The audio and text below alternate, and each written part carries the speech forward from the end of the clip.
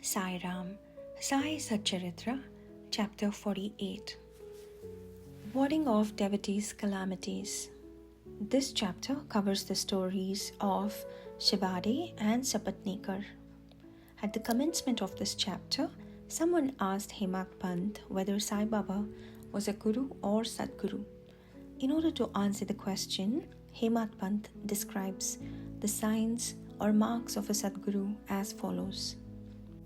He who teaches us Veda and Vedanta, or the 6 Shastras, he who controls the breath or brands his body with mudras or gives pleasing discourses regarding Brahma, he who gives mantra to the disciples and orders them to chant the same a certain number of times but does not assure them any result in a definite time. He, by his lengthy gross knowledge, explains beautifully the ultimate principle but has himself got no experience or self-realization, is not a Sadguru. But he who by his discourse creates in us a distaste for the enjoyments of this world and the next and gives us a taste of self-realization, who is well versed in both the theoretical and practical knowledge, deserves to be called a Sadguru. How can he, who is himself devoid of self-realization, give it to his disciples? A Sadguru does not ever in his dream expect any service or profit from his disciples. On the contrary, he wishes to serve them. He does not think that he is great and the disciple is small. Not only he loves him and his son, but regards him as equal to himself as Brahma.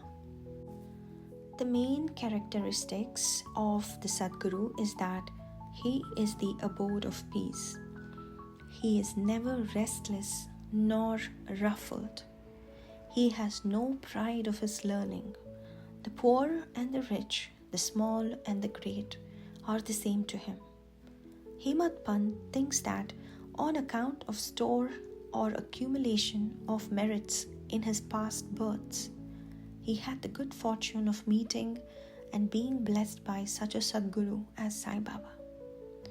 Even in full youth, he hoarded nothing except perhaps chilim. He had no family, no friend, no home, nor any support. Since he was 18, his control of mind was perfect and extraordinary. He lived then in secluded places and always abided in his self. On seeing the pure attachment of his devotees, he always acted in their interests, and hence he was in a way dependent on them. What experience he gave to his devotees while he was living in flesh are felt even today after his Mahasamadhi by those who attach themselves to him. What the devotees have to do is this. They have to trim the lamp of their hearts of faith and devotion and burn it in wicks of love. And when this is done, the flame of knowledge will be lit up and shine brighter.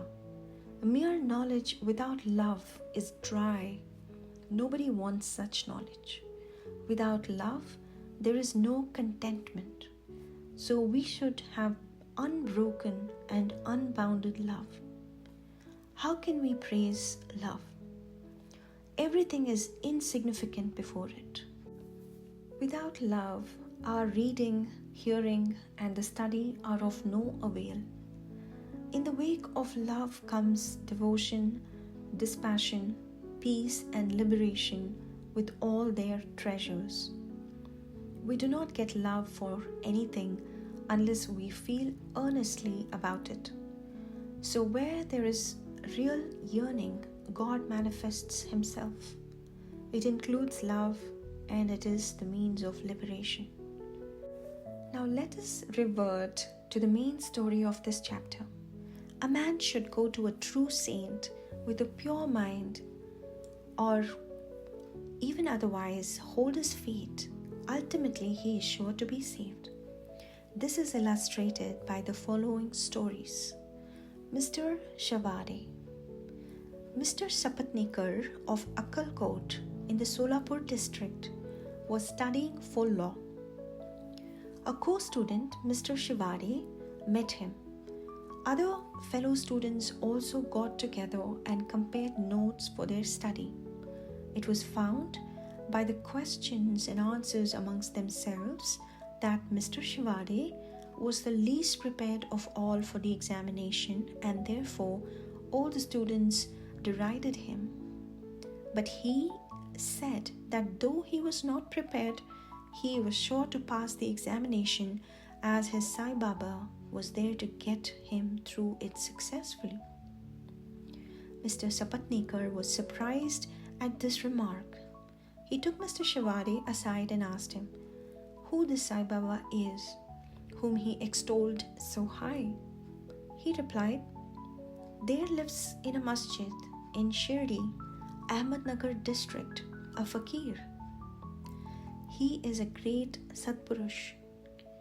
There may be other saints, but this one is unique.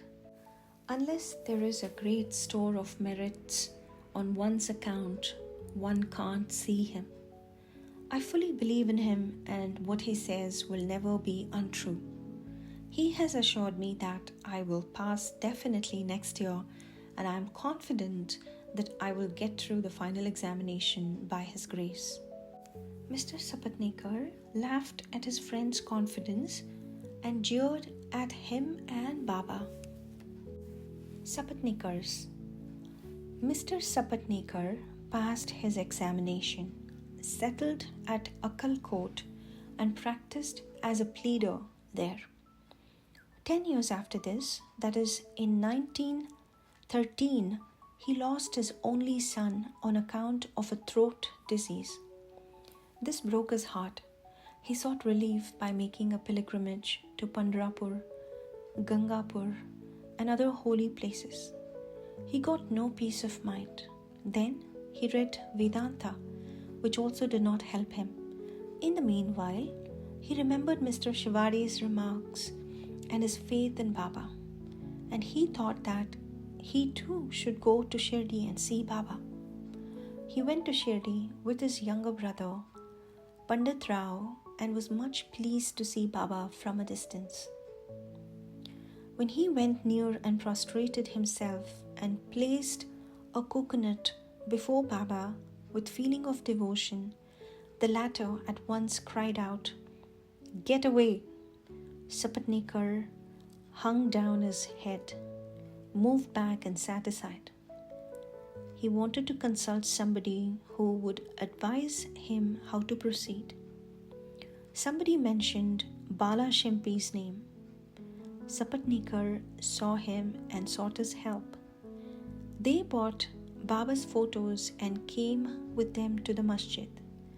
Bala Shimpi took a photo in his hand, gave it to Baba, and asked him whose photo it was. Baba said that this photo was of the yar of him, pointing to Sapatnekar. Seeing this, Baba laughed and all others joined. Bala asked Baba the significance of the laugh and beckoned Sapatnekar to come forward and take darshan. When Sapatnekar began to prostrate himself, Baba again cried, "Get out." Sapatnekar did not know what to do. Then they both joined their hands and sat before Baba praying. Baba finally ordered Sapatnekar to clear out immediately.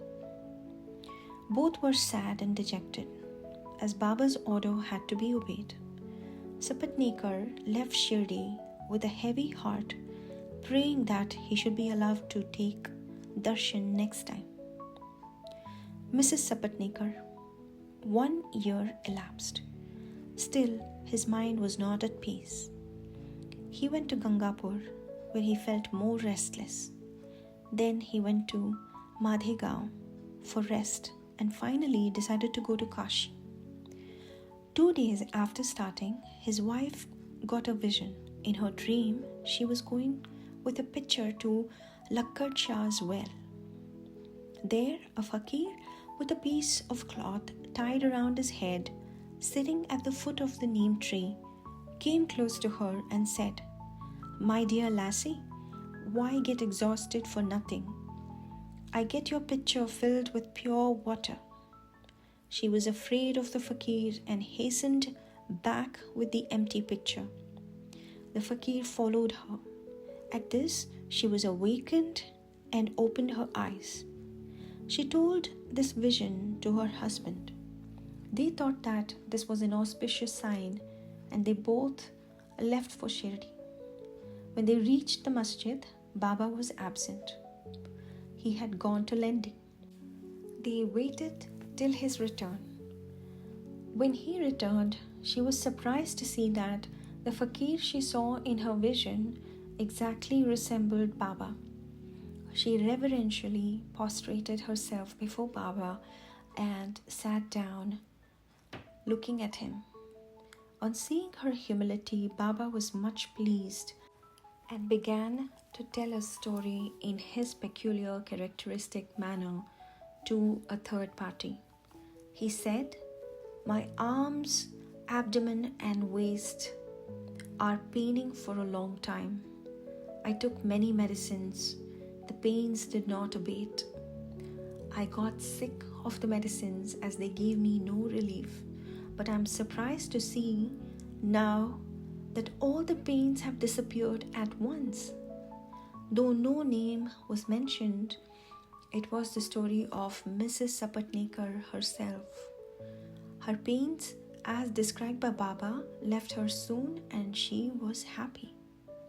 Then Mr. Sapatnekar went ahead to take darshan. He was again welcomed with the former "Get out." This time, he was more penitent and persevering. He said that Baba's displeasure was due to his past deeds and resolved to make amends for the same. He determined to see Baba alone and ask his pardon for his past actions.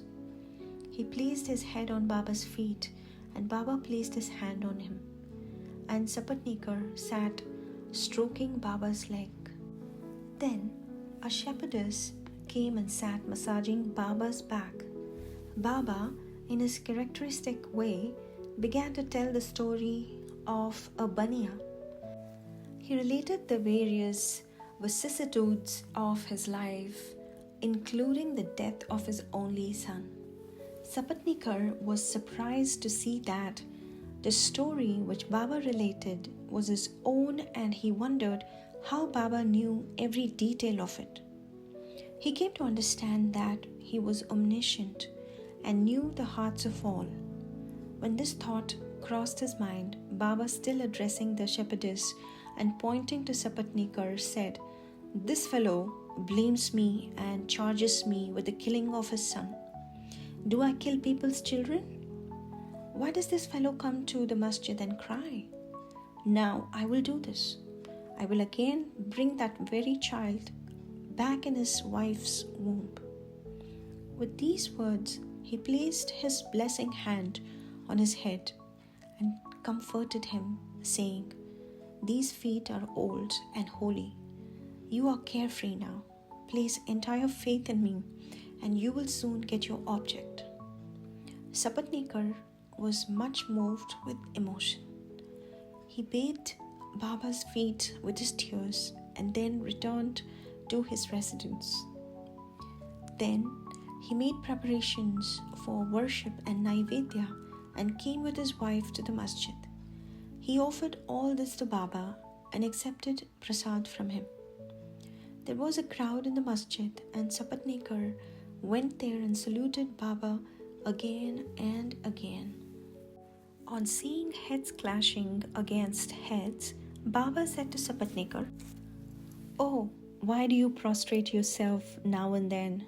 One namaskar offered with love and humility is enough." Then Sapatnekar witnessed that night the Chavdi procession described before.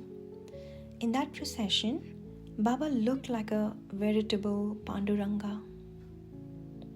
At the parting next day, Sapatnekar thought that he should first pay 1 rupee as dakshina, and if Baba asked again, instead of saying no, he should pay one more, reserving with him sufficient amount as expenses for the journey. When he went to the masjid and offered 1 rupee, Baba asked for another as per his intention, and when it was paid, Baba blessed him, saying, "Take the coconut and put it in your wife's upper fold of her sari and go away without the least anxiety." He did so, and within a year a son was born to him, and with an infant of 8 months, the couple came to Shirdi, placed him at Baba's feet, and prayed thus: "O Sainath, we do not know how to redeem your obligations. Therefore, we prostrate ourselves before you. Bless us, poor helpless fellows. Henceforth, let your holy feet be our sole refuge. Many thoughts and ideas trouble us in waking and dreaming states. So turn away our minds from them to your bhajan and bless us." The son was named Murlidhar. 2 others, Bhaskar and Dinkar, were born afterwards. The Sapatnekar couple thus realized that Baba's words were never untrue and unfulfilled. Bow to Sri Sai, peace be to all.